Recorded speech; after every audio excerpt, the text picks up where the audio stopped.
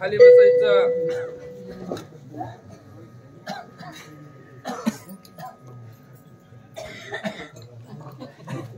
देवा नावाची गर्जना करायची, नाव सांगायचं. आपण कोण आलं देवा?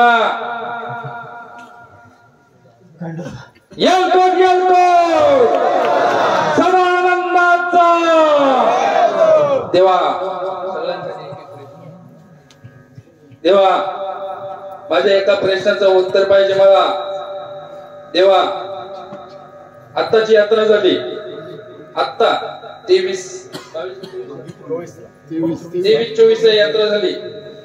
देवा तुमच्या गडावर मानाचा झेंडा म्हणजे मानाची पताका कोणाची येते? अहिल्याबाई होलकरांची मानाची काठी जी आहे ना झेंडा, ती तिथशी येते. अहिल्याबाई होलकरांची. आलं लक्षात? आणि त्या जेजुरी गडाला तुम्ही दर्शन घेतलं असेल ना? दर्शन घेतल्याच्या नंतर पुढे मूर्त्या आहेत का? किती आहेत मूर्त्या? 2 मोठ्या मूर्त्या असतील ना पुढे, बरोबर ना? एक गावकऱ्यांची, नवसाची आणि एक पेशव्यांनी. आलं लक्षात? आणि पेशव्यांच्या काळापासून ते आलेलं आहे. त्याच्याच तद्वत त्याच काळानंतर आता 22-23-24 ची जी यात्रा झाली, आम्ही त्या यात्रेमध्ये गेलो होतो आणि तिथे सगळ्या मानाच्या पताका, कोळी समाजाची लोक होती. कोळी समाज जेवढी समाजाची लोक आहेत ना, ती तशी पताका घेऊन आली होती देवाला, ती भेटवायला शिकडाला. जसे आता रंगपंचमीला आपण कोणी मडीला जाईल, कोणी सागावला जाईल, मानाचा शिकडा असा लावायला जातो ना आपण झेंड्यात, तसं अहिल्याबाई होलकरांचं मानाची पताका ती तशी ती जाते. देवा बघा या भरलेल्या घाटावर कुठे आहे देवा तुम्ही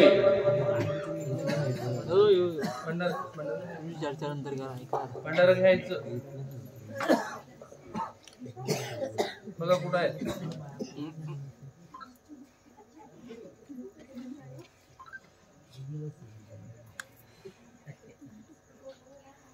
हातात द्यायचं देवा हातात द्यायचं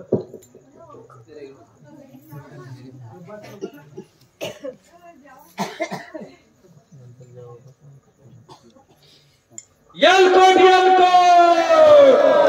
सदानंदाचा बोल खंडराव महाराज की बजाव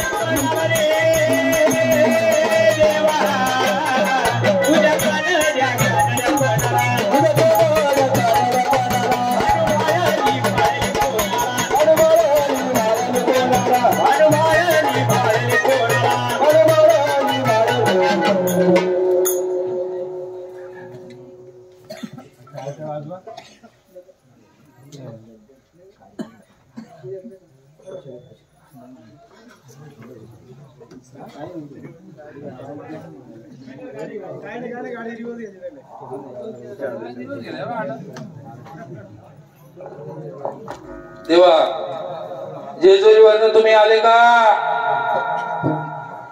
जेजुरीवरनं तुम्ही इथपात येणं केलं देवा. शेलवले कुटुंबाच्या कोळामध्ये देवा तुम्ही बसलेला आहे. ह्या कुटुंबावर सदैव तुमची कृपादृष्टी राहील ना देवा. सदैव कृपादृष्टी देवाची राहील तुमच्यावर.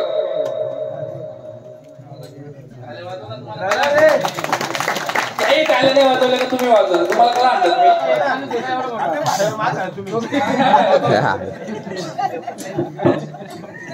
कठीण देवा.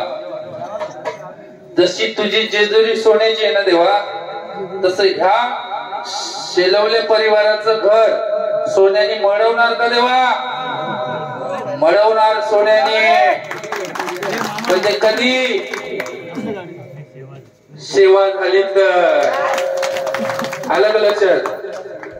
तुम्ही जर देवाची सेवा केली तर सगळं होईल बरोबर. सेवा जर केली नाही, तुम्ही जर बोलाल का आम्ही कुलदैवत केले का देवा आम्हाला भरपूर काय काय दे, तर तुम्ही जर देवाची सेवा जर केली नाही ना, तर मग तुम्ही जर देवाकडून जर मागायला गेलं तर मग तो काय तुम्हाला देव देणार नाही. त्याच्याकरता सेवा करणं गरजेची आहे. म्हणून देवाची सेवा करायची.